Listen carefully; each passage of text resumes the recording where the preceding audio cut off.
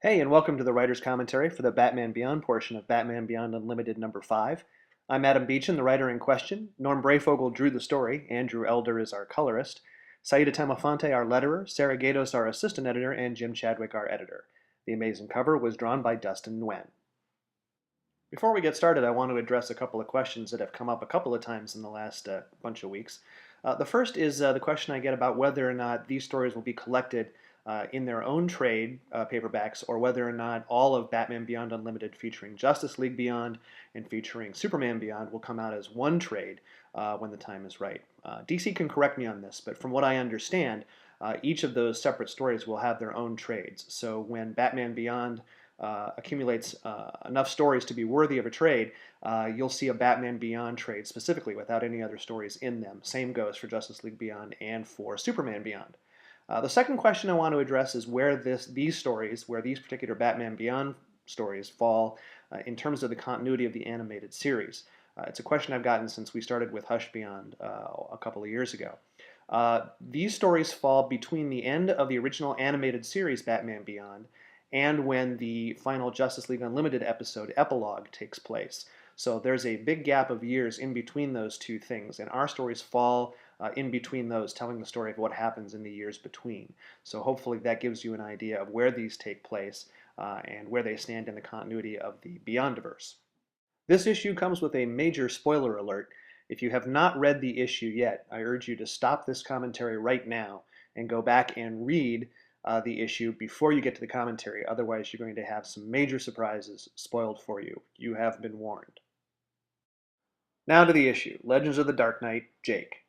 At this point, we've done the equivalent of 18 issues of Batman Beyond since we relaunched with Hush Beyond, and while we think the series is pretty accessible, we've been wanting to retell the origin story of how Terry came to wear the suit for a long time, because not all of our readers may have seen the animated series.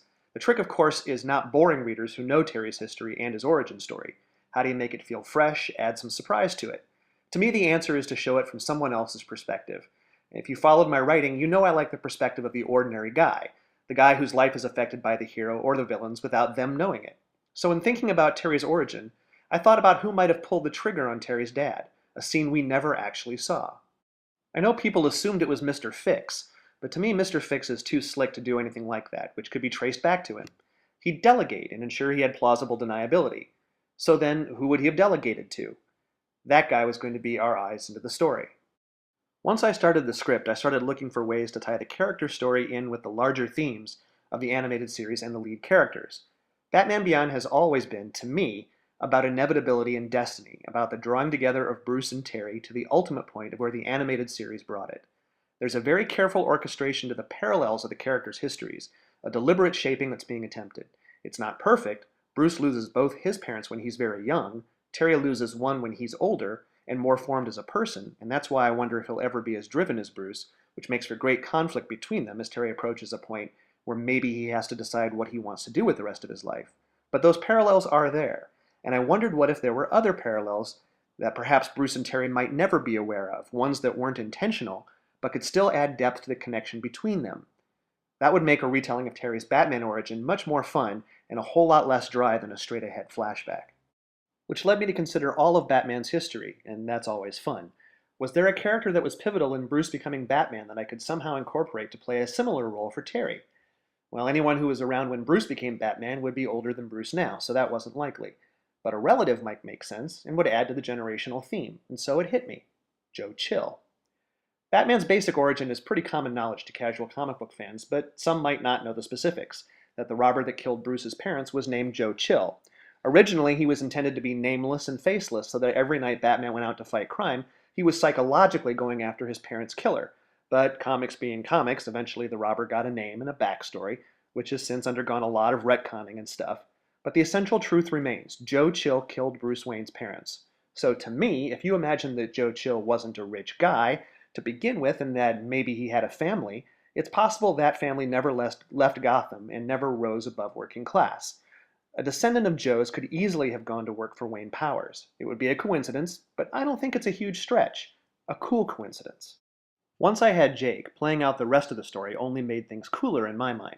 This guy, living with incredible guilt, knocked down to the lowest peg by his conscience and by Batman, resolves to turn himself around, thus ensuring he'll cross paths with Terry, whose new identity he created, and Bruce, who his family member molded years ago. Talk about cool circularity, and one of those great circles that only a comics character with decades of history can provide. So, a couple of specific notes now. This issue focuses a lot on the class differences in Gotham, which I'm really interested in. The notion that the richer you are, the higher up you live.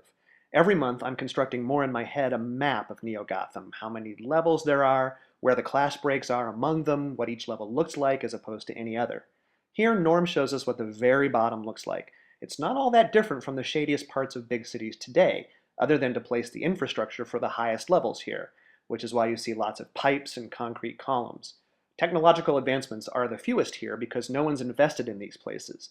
Roadways are on the road. Stores are more traditional. Street lamps look like the street lamps of today, by and large. Even Jake's coat zips up. There aren't any futuristic snaps or buckles or Velcro-like connectors. Norm does a great job of mixing in the style of the animated series in the flashbacks. And it's very cool to see Mr. Fix, not to mention Derek Powers again. I got a little rush out of that. Getting back to the earlier point, in these shots of Jake living the high life, you can see that here his clothes are sleeker and more futuristic looking. The notion of a quiet squad made a lot of sense to me for Wayne Powers. Given all the shady stuff they did and how successful they were at it for so long, the idea of a hand-picked team to do all the dirty work seemed plausible. The same guys every time, no trusting strangers with jobs they might regret and confess to, and soldiers you knew everything about and could lean on when you needed to keep them in line. Right here, this is the kind of panel I love because it sheds a whole new light on things. Jake's shooting Terry's dad, but now you're seeing it from the POV of the killer, which you hardly ever do in comics. His posture is reluctant, he's holding up a hand to shield himself while blood gets on him anyway. Now we're there in the armor with that guy. Now we know what he's living with. Norm and Andrew play this with no background and harsher lighting than the rest of the flashback, so there's no doubt of the importance of this moment. It's a great shot. In Jake's fight with Batman, he misses by a wide margin. No doubt Batman's too fast for him and enraged to boot, but I like to think that Jake missed so badly on purpose, just a little bit, because his heart just wasn't in it. And in the last shot, when Batman clocks him and we see it from Jake's POV, Jake's arms aren't even up to defend himself. He's done, and he's getting what he feels he deserves. The last sequence shows Jake snapping. Before, he was content to live the rest of his life as he had been, figuring he was down as low as he could be. But these slapheads, making off with the last of his old life in the same way the Quiet Squad would come in and ruin someone else, throws him over the edge. We see Jake's fighting skills aren't diminished, and when he turns the tables on the burglars, Norm gives him a terrifying grin of a guy who's lost everything, suddenly realizing he has a bit of control left after all. After that, it's all grim determination, as Jake formulates his mission of redemption for himself, and he's going to come full circle himself by using the last piece of his old life to claim that redemption for him. We went back and forth with several designs for this last page before we came to this one. The nameplate had to be prominent since it's the big reveal of the issue, but we weren't sure how to place Jake. We decided we didn't want his back to the camera, so Norm came up with this striking shot, giving us half of Jake's face, indicating his new duality and secret identity, while also giving him a look of near psychotic determination as he looks past the blood out the furthest side of his eye at the cold metallic future. Maybe I'm hitting the symbolism a little too hard describing it that way, but I just love the way it plays here, and it makes me think in terms of bigger themes. Overall, this is an issue I think we're all really proud of, and we're excited to bring Jake more into the story as we go forward, beginning with our next arc, 10,000 Clowns, which finally starts next issue. We've been promising it for a long time now, and indeed intended to start it a long time ago, and for the reasons why we didn't, you can check out the commentary for our first issue, which is also on this site.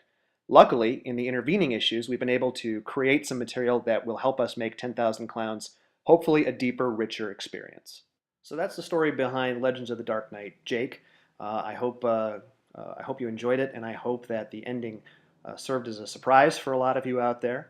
Know that Jake is going to be playing a big part as we roll along, and with 10,000 Clowns, the story starts to turning decidedly darker, so it's no more fun and games after this point. Things are going to get ugly. Should be an interesting storyline. I'll be anxious to hear what you think of it. If you have questions or comments, again, you can send an email to me at batmanbeyondcommentary@gmail.com. We'll put the address up here in a second. I try to answer as many questions as I can personally. If everybody has the same question, we'll try and answer it here on the video cast so that everybody can get the answer at the same time. Thank you for checking this out. Thank you for supporting the book, and we'll see you again in about a month. Bye-bye.